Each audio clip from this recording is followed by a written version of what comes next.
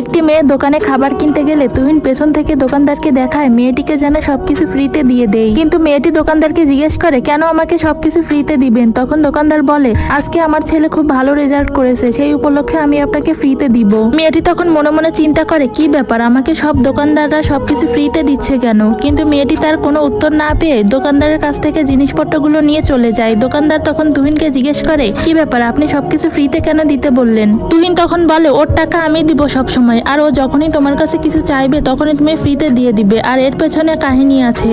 ওই মেয়েটির হাজবেন্ডে আমার খুব ভালো বন্ধু ছিল, আর আমরা দুই বন্ধু একই ডিপার্টমেন্টে চাকরি করতাম। কিছুদিন আগে ও যখন ছুটিতে বাড়িতে আসে তখন আমার ছুটি শেষ হয়ে যায়, কিন্তু আমার তখন ছুটি দরকার ছিল, আর তখন আমার জায়গায় ও গিয়ে ডিউটি করে।